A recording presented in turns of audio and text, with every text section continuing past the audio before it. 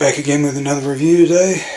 Today I have the new Letshuoer S15. It's a new planar in-ear monitor from Letshuoer.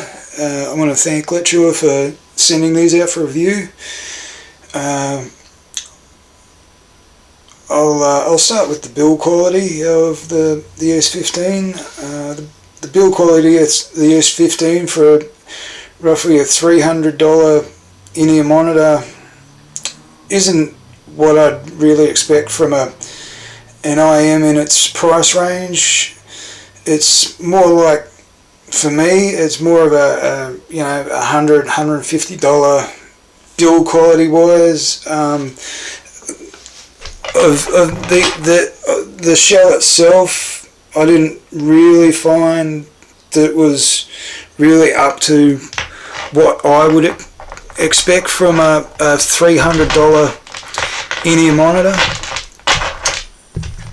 The cable is fine. I had no trouble with the cable. It's basically the same that came with the S12 Pro, with just a different termination style. I actually like this style a little more than the original S12 Pro style. It's a modular cable, as you can probably tell. It has also 2.5 and 3.5 millimeter attachments. But the actual build of the shell itself really wasn't for me. It just feels more like something you get in the $100, $150 max price range to me. There's really nothing wrong with the shell. It's fine. It's just not particularly, screaming to me that this is a $300 in-ear monitor. Like, I mean, I've recently been able to listen to $150, $200, $300 IMs that absolutely just make these look just underdeveloped to me. I think they could have done a little better. I mean, the resin shells are okay. They're just not particularly they don't really sort of scream to me that they're really worthy of the price range that they came in. I mean, the box is nice. I'll give them that.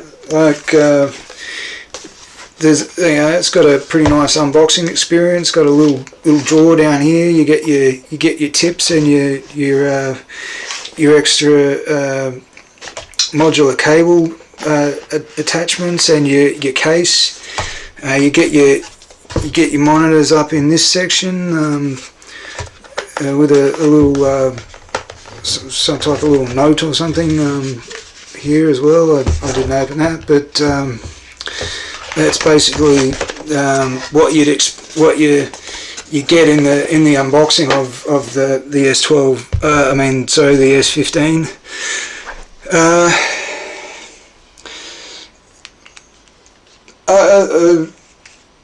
Aside from build quality,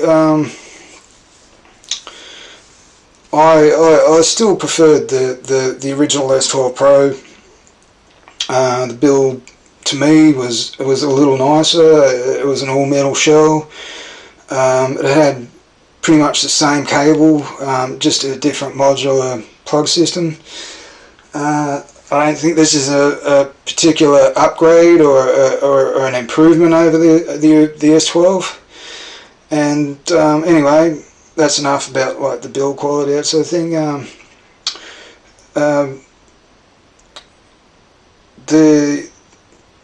The overall the sound quality isn't really my thing either. I think the sound stage feels a little artificial to me. Too much treble and too much upper mid presence without having any kind of a natural tonality. It's a little more metallic or just artificial feeling in the upper mids and treble.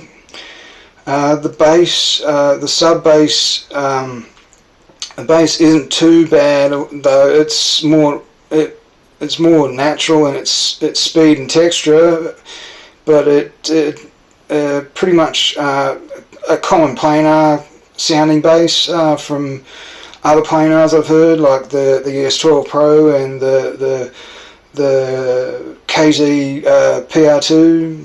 I mean, I don't think the bass is any better than either of those, really.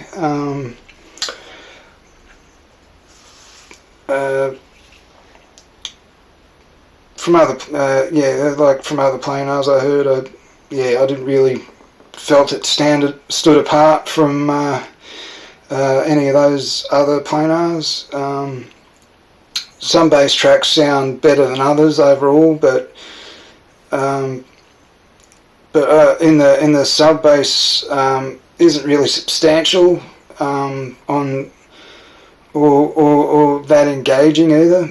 The mids are more on the thinner side too, especially noticeable with female vocals. Male vocals sound okay, not really warm though, more kind of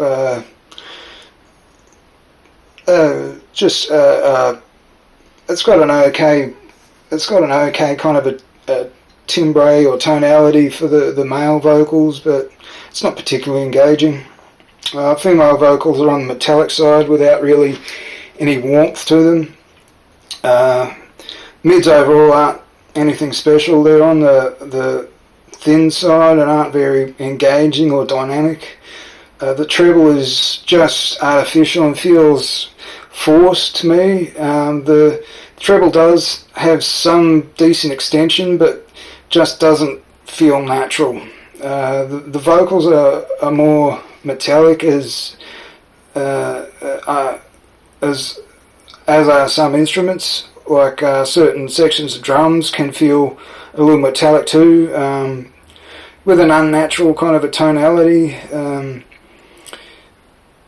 When I compare it to the Letshuoer S15 to the Headies one MP145, which I also have here, the Headies MP145 is a lot warmer and a lot more natural, and has a better tonality in vocals, instruments, and overall more natural.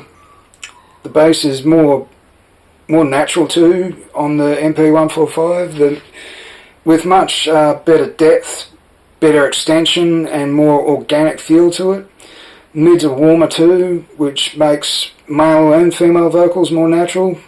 There's no artificial metallic timbre in the treble on the MP145 either.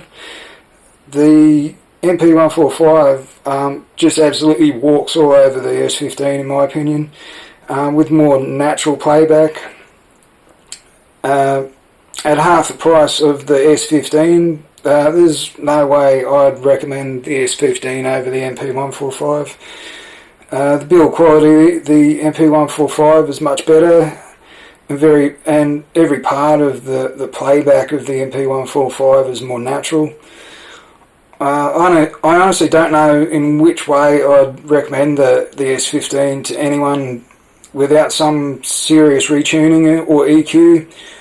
I could seriously pick a half dozen IMs that would just absolutely destroy the S15 and below its price range, or at or around its price range that I've heard recently. So yeah, if Letshuoer wants a recommendation from me on the S15, they have a lot of work to do on the tuning, I think.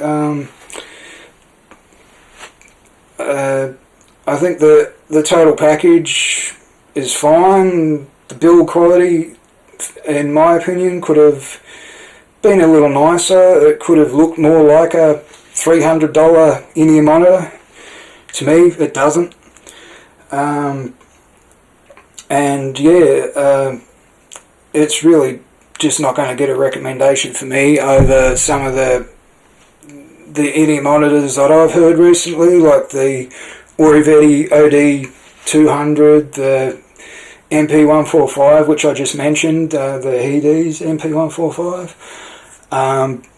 the Binary Acoustics X Gizzard Audio Chopin, absolutely would destroy the S15.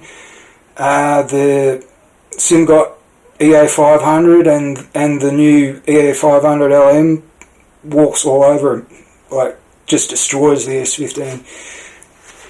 What else?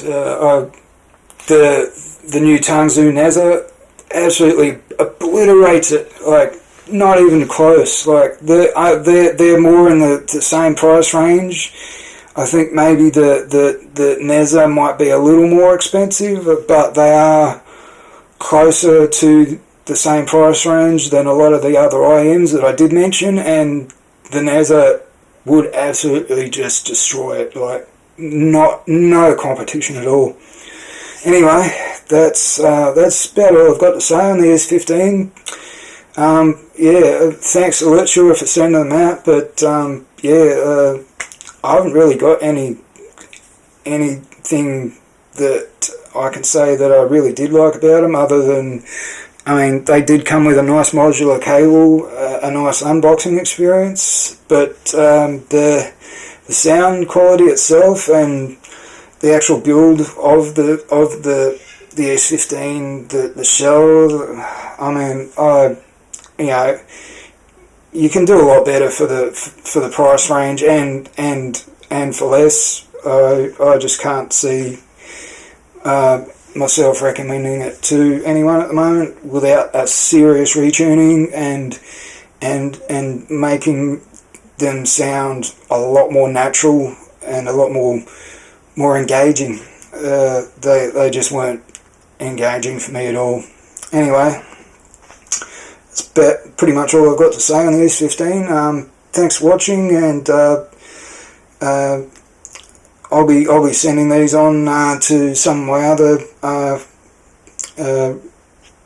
group members in this Australian audio review tour that these have been sent out for. So I'll be linking some other reviews from my other group members on the ES15 as well, and you can see what they thought of them in future reviews too. So yeah, I'll be doing more reviews coming soon as well. Like I mentioned, the Tangzu Neza, I'll be reviewing the Tangzu Neza. I also have the Kinera Plutus Beast, the Celeste Plutus Beast, and the Phoenix Call, as well as the Celeste Sky Saw, the neckband gaming cable.